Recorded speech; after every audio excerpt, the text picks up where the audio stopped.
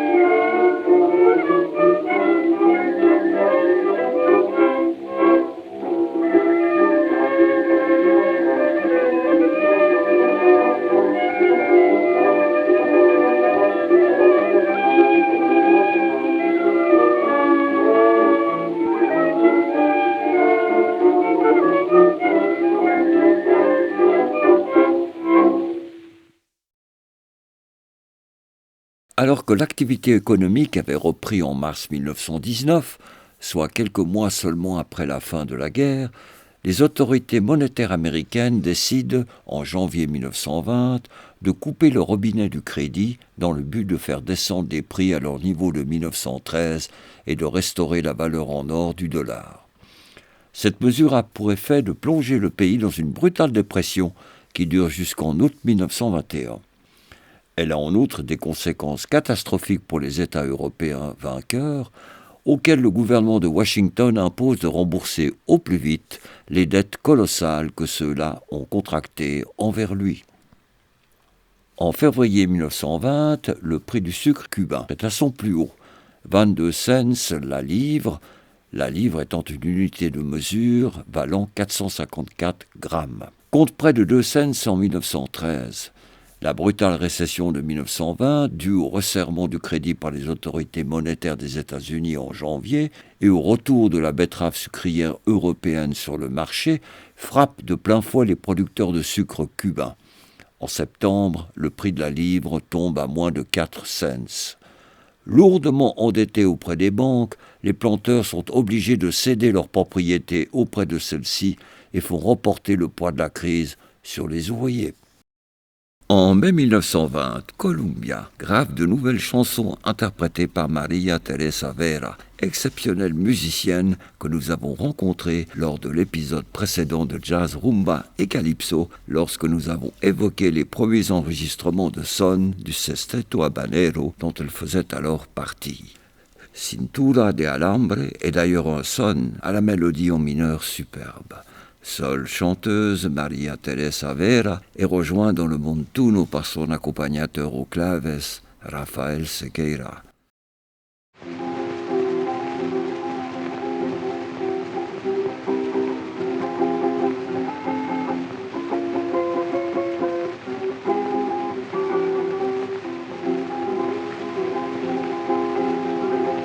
Mañana te llevo niño, levántate bien temprano, para que escuche canciones lindas y alegres como trinar. Apréndelas de memoria para que le cante a aquellos que no conocen la rumba, que es muy sublime.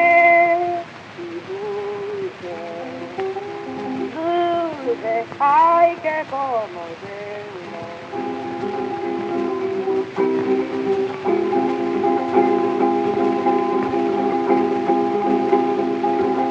Mañana te llevo niño, levántate bien temprano,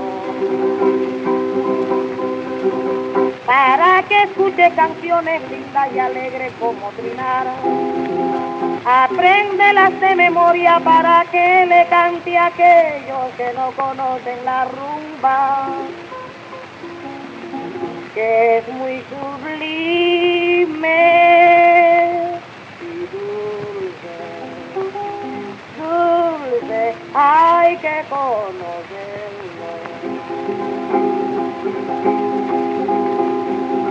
Sin oír el cantar que yo a mi novia le saqué,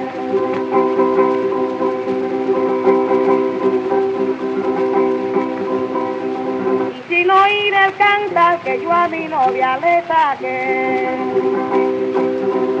Oh, cintura alambre, mi novia tiene cintura alambre. La pobrecita tiene dolor porque está pasando hambre. Oh, cintura alambre, mi novia tiene cintura alambre. La pobrecita tiene calambre porque está pasando hambre. Oh, cintura alambre, mi novia tiene cintura alambre. La pobrecita tiene dolor porque está pasando hambre. Oh, cintura alambre, mi novia tiene cintura alambre. La pobrecita, la pobrecita, la pobrecita tiene dolor. Oh, cintura alambre, mi novia tiene cintura alambre.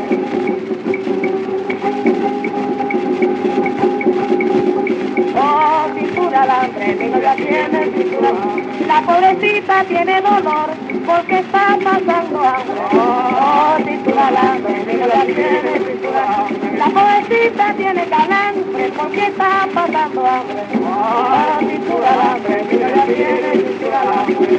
Oh, cintura alambre, mi novia tiene cintura alambre. La pobrecita mi novia tiene, la pobrecita tiene calambre. Oh, mi novia tiene cintura alambre. La pobrecita tiene dolor porque está pasando hambre. Oh, cintura alambre, mi novia tiene cintura alambre.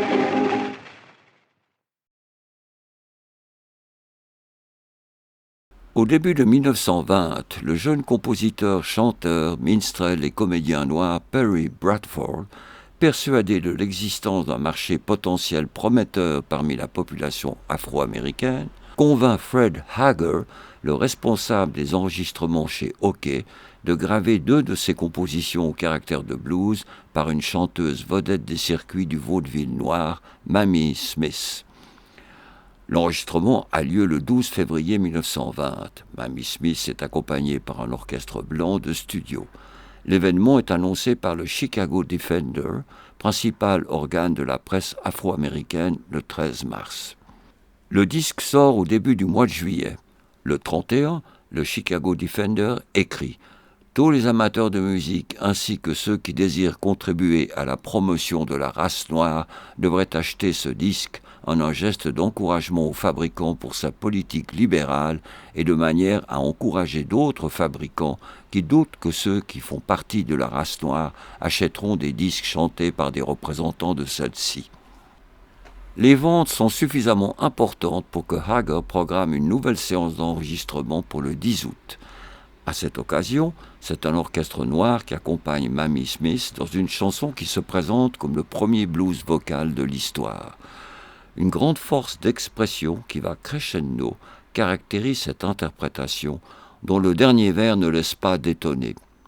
Je vais faire comme les Chinois, me procurer un peu d'opium, me dégoter un flingue et me buter un flic. Je collectionne que les mauvaises nouvelles, j'ai un putain de cafard. La voix peu polissée de Mamie Smith possède des accents encore inconnus aux oreilles de ceux, peu nombreux, qui peuvent acheter des disques. Édité en novembre, Crazy Blues obtient un grand succès, 75 000 exemplaires vendus en 2 mois. Cette réussite relance la carrière de Mamie Smith, alors âgée de 37 ans, et lui permet de mettre sur pied un spectacle mêlant musique, comédie et numéros de cirque, avec lequel elle part en tournée.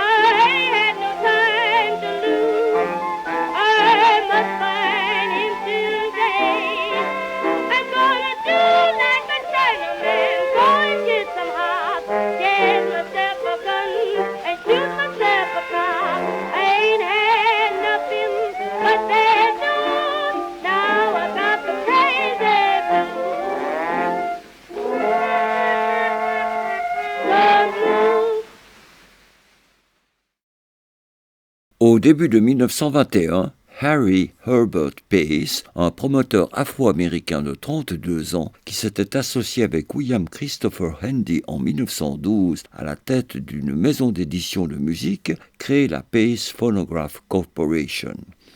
Pace avait remarqué que les compagnies de disques, toutes aux mains de blancs, si elles achetaient volontiers les partitions des éditeurs noirs, les faisaient, à de rares exceptions près, exclusivement enregistrées par des artistes blancs. Aussi décide-t-il de fonder une compagnie de disques dont le catalogue ne contient que des titres gravés par des artistes de couleur, Black Swan Records. Le leader afro-américain William Du Bois figure au conseil de direction. Son répertoire vise des élites. Airs d'opéra et musique légère constituent l'essentiel du catalogue qui comprend peu de jazz. Cependant, devant le succès remporté par le Crazy Blues de Mamie Smith, publié par Oké l'année précédente, Black Swan s'assure également la collaboration d'artistes appartenant à l'univers du vaudeville, comme Ethel Waters, une jeune chanteuse de 24 ans. Son Down Home Blues connaît une belle progression dramatique. Le disque rencontrera un grand succès et se hissera à la 5e place des meilleures ventes de l'année 1921.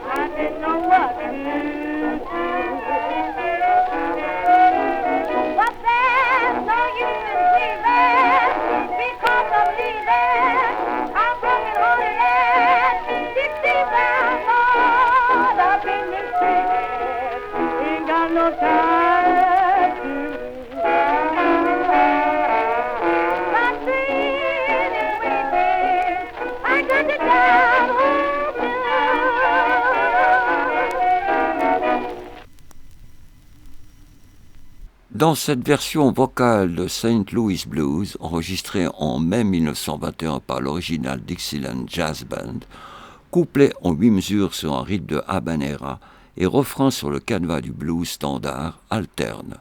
À la fin surgit un curieux solo de clarinette d'une durée de 2 chorus sur des figures de piano très proches de celles qu'exécutent à cette époque les pianistes de blues noirs.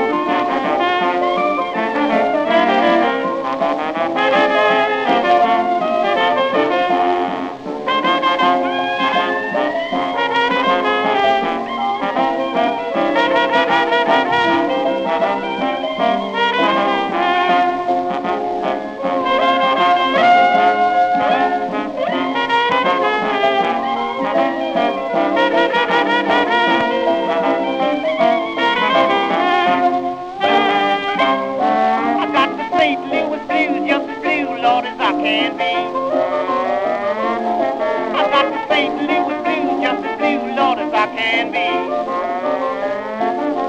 Or else she would not went so far from me.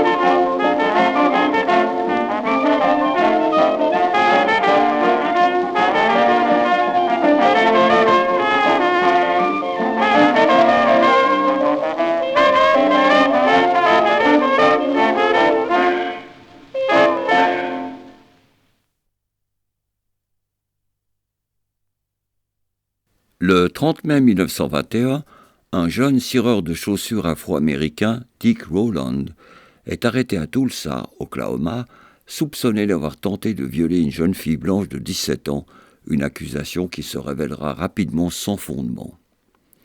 Cependant, la rumeur de l'événement se répand, amplifiée par la parution en première page de la Tulsa Tribune du lendemain de l'annonce de son lynchage pour le soir même.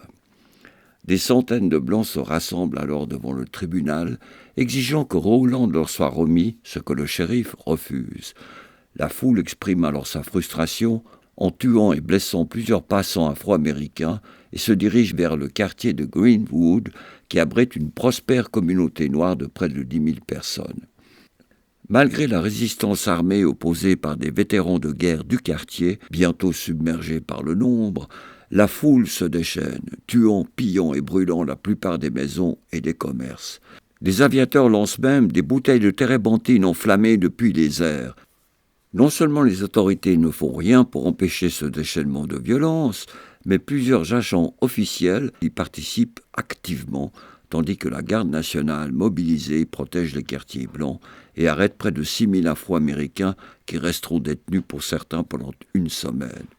Aucune condamnation ne sera prononcée contre les émeutiers et tant les compagnies d'assurance que les autorités ne rembourseront pas les quelques 50 à 100 millions de dollars actuels de dégâts causés.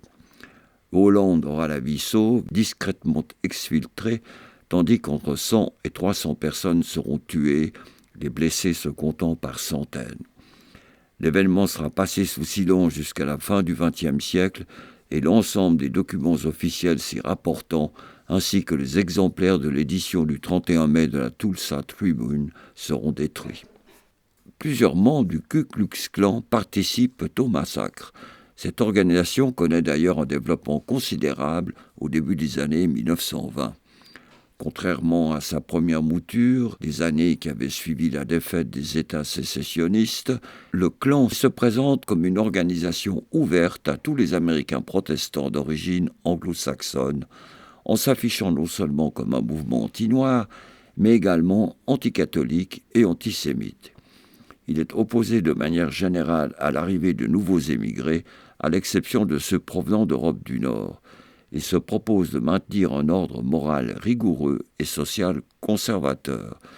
Bien qu'ils s'en défendent publiquement, ses dirigeants sont les inspirateurs, voire les commanditaires de nombreuses exactions dirigées contre les femmes qui refusent de se plier aux normes d'une société patriarcale, contre les Afro-Américains et les militants politiques de gauche, ainsi que les syndicalistes, sans qu'ils soient inquiétés par une police et une justice largement acquises à leur cause. Le clan se répand dans la classe moyenne du Sud, mais aussi et surtout de l'Ouest et du Nord des États-Unis.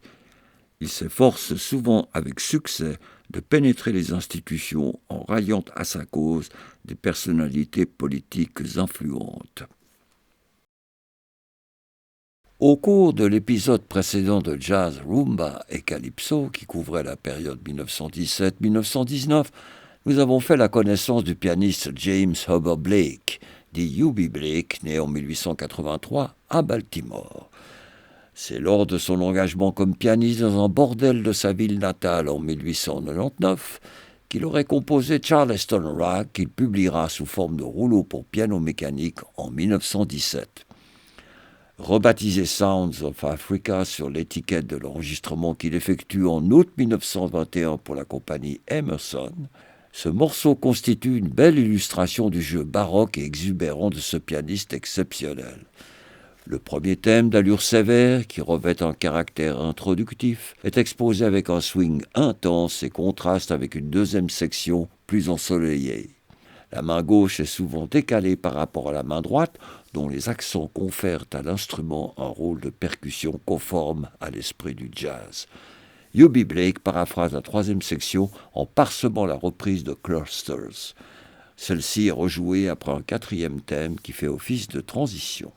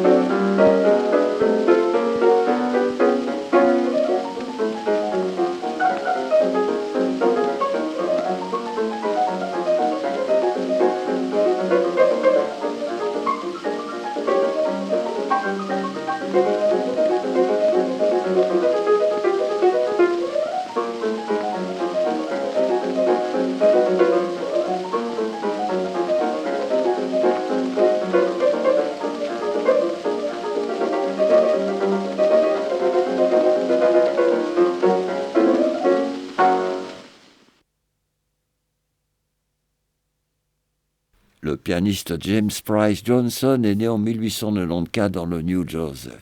Il suit ses parents à New York quand ceux-ci s'y installent en 1908. Bon exécutant, il décide de vivre de la musique quand il décroche un premier contrat en 1912.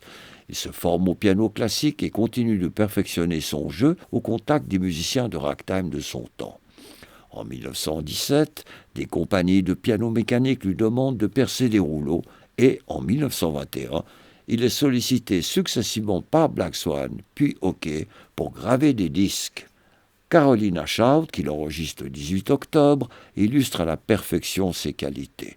La main gauche, très solide, exécute un jeu stride, c'est-à-dire des sauts réguliers entre une note basse et un accord, impeccable, avec des figures parfois syncopées qui créent d'intéressantes ruptures dans un rythme binaire immuable.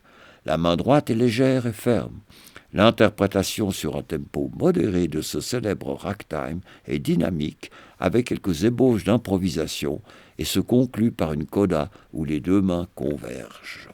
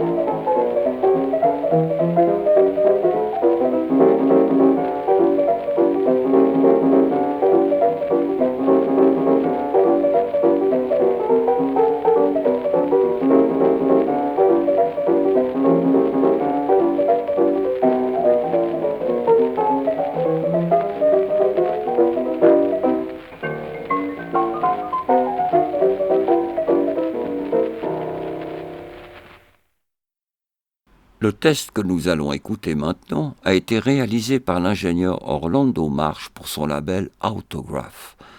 Il s'agit d'un des tout premiers essais d'enregistrement électrique et le résultat est assez satisfaisant. On entend les sons graves et le jeu du batteur est bien audible. On ne sait en revanche rien sur l'excellent orchestre afro-américain jouant sur ce test. Plusieurs breaks viennent interrompre le cours de Muscle Shoals Blues, une composition écrite en 1919 par le pianiste George Washington Thomas, né en 1883 dans l'Arkansas, au feeling intense.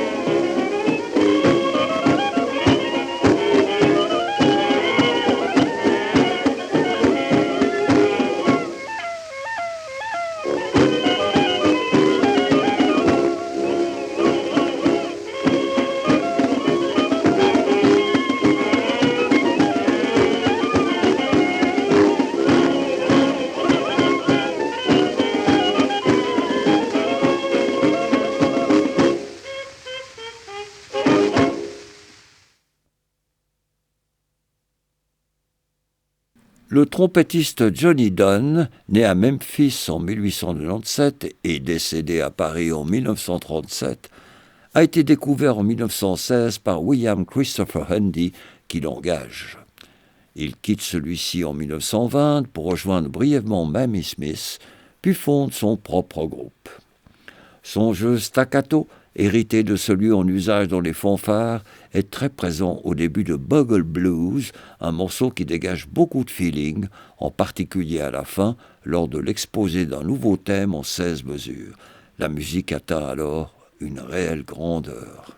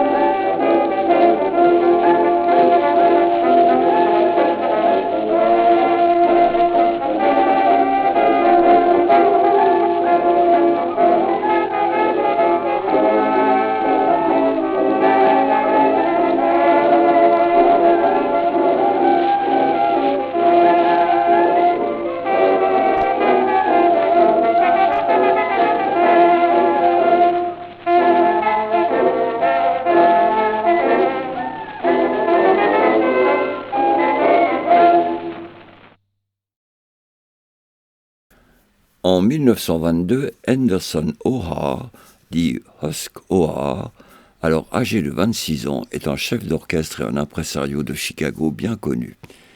Il est le manager de plusieurs ensembles. Ces groupes commencent à jouer pour la radio, un nouveau moyen de communication alors en plein essor, ou pour les studios d'enregistrement. C'est ainsi que son Super Orchestra de Chicago grave quelques faces pour Jeannette en mars, notamment l'orientalisant San. Un excellent cornettiste expose le couplet en mineur et s'exprime en solo sur un off-beat bien marqué des autres musiciens. On aimerait en savoir davantage sur cet orchestre blanc, particulièrement swingant, dont San paraît être le meilleur titre. Thank you.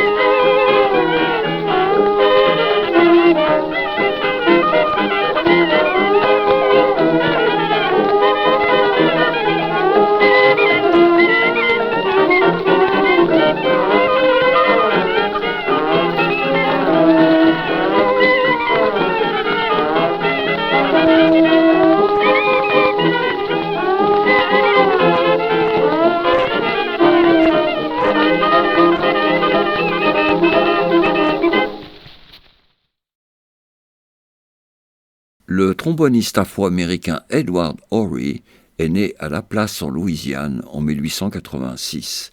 En 1919, il forme un orchestre composé de musiciens néo-orléanais à Los Angeles, où il séjourne pour des raisons de santé.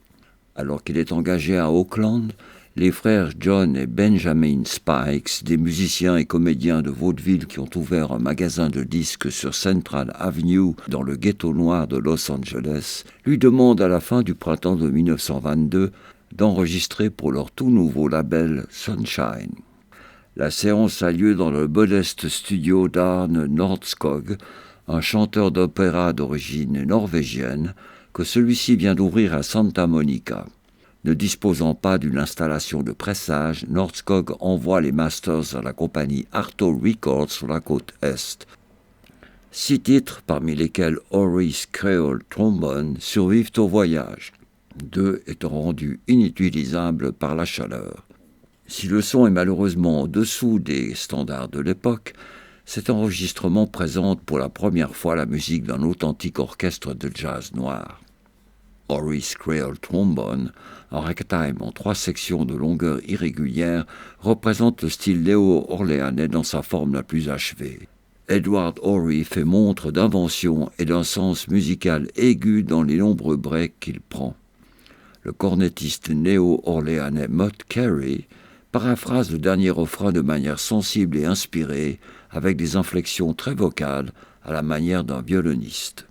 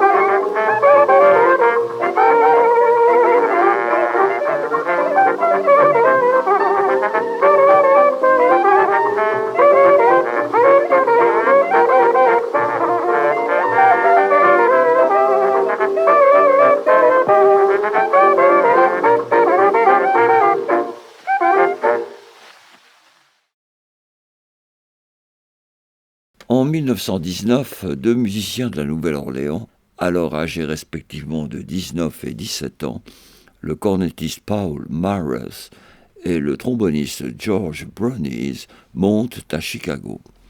Ils retrouvent leur camarade d'enfance, le clarinettiste Leon Ropolo, à Davenport, dans l'Iowa, au terme d'un engagement sur un bateau à roues circulant sur le Mississippi.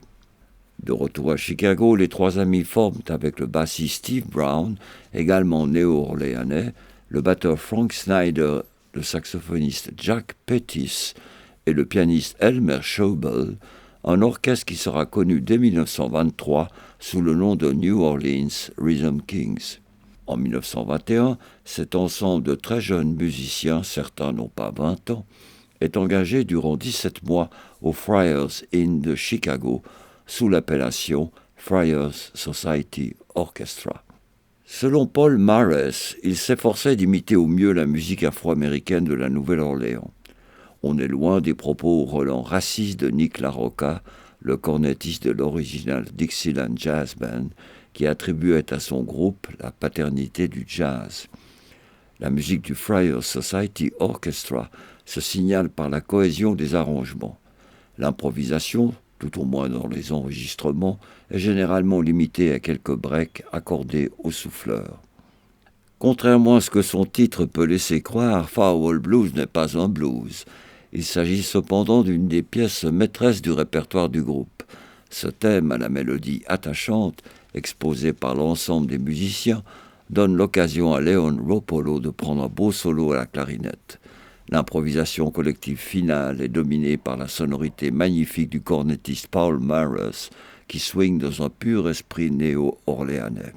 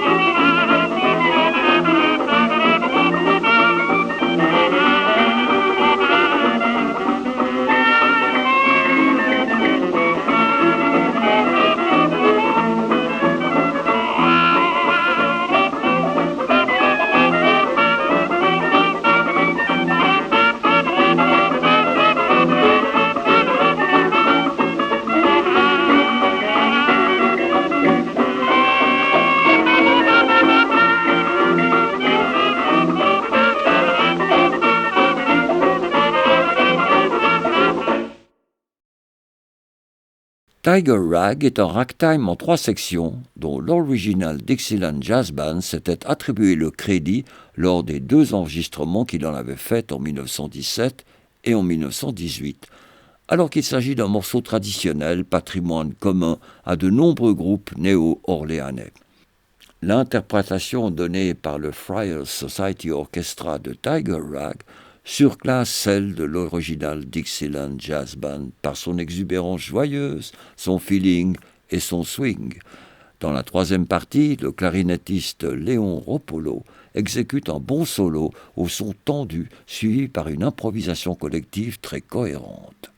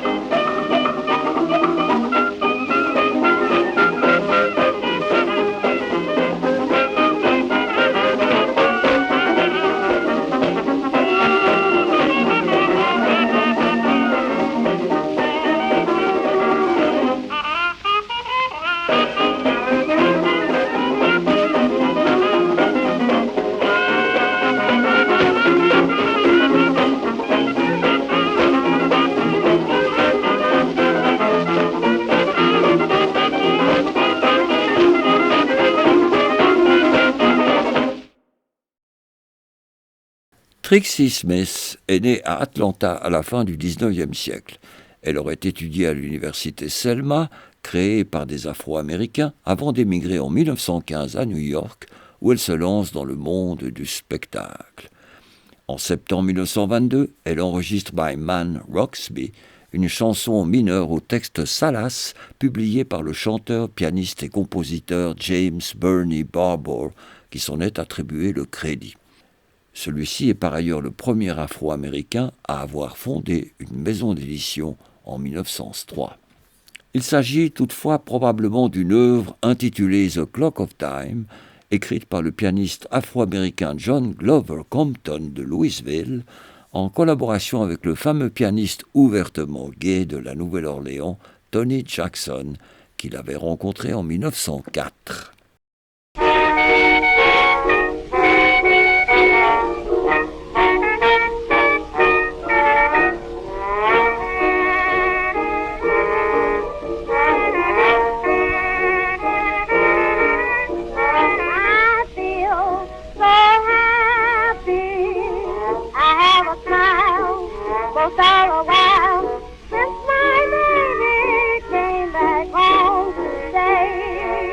Night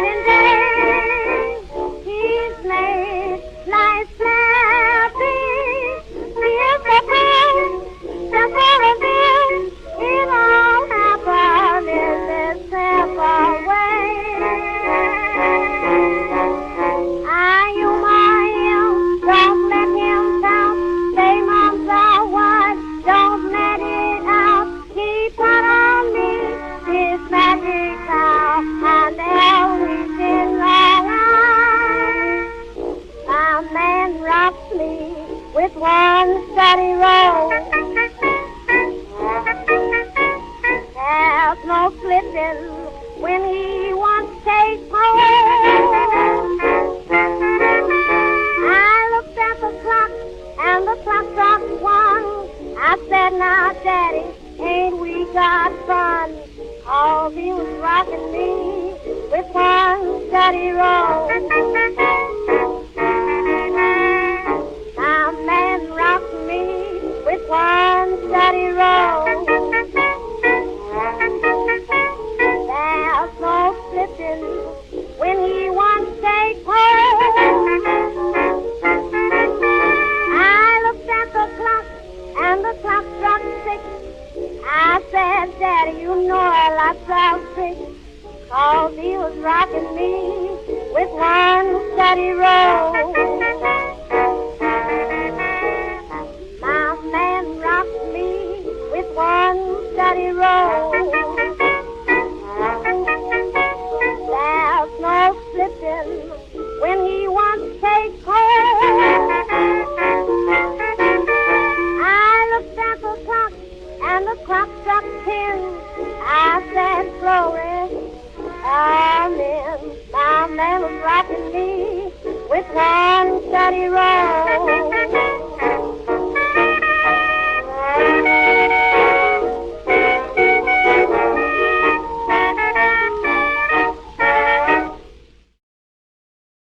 Bobby Lee est un pianiste et chef d'orchestre originaire de Philadelphie. Il s'installe à New York vers 1914-1915, où il monte un groupe. Celui-ci se joint au couple de chanteurs Juanita Stinnett et Thomas Chappell. Il parcourt avec eux le circuit du vaudeville noir. Hot Lips est une composition du trompettiste d'origine allemande Henry Busse, membre de l'orchestre de Paul Whiteman, qui la grave pour la Victor Talking Machine Company le 23 juin 1922. Dès sa sortie, le disque se place à la première place du hit parade, où il se maintient durant 6 semaines.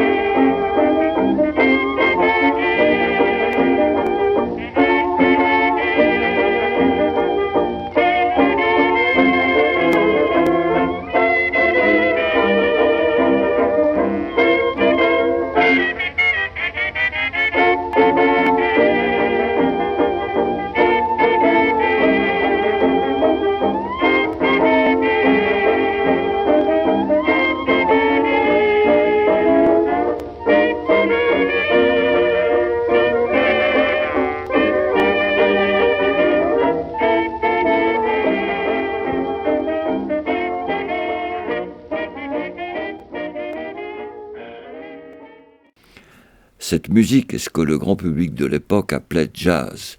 Paul Whiteman était lui-même surnommé le roi du jazz. La version de Bobby Lee, destinée à la promotion du spectacle auquel son groupe participe, est plus rapide, plus swingante et donne une bonne idée de comment sonne un orchestre afro-américain en 1922.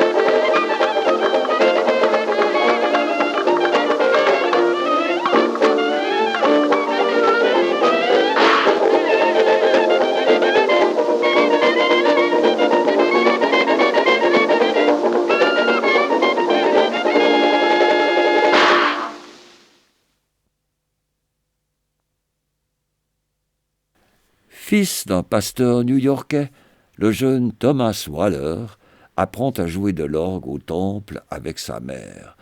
En 1918, il gagne un concours en jouant Carolina Shout de James Price Johnson, qui lui donne alors des cours.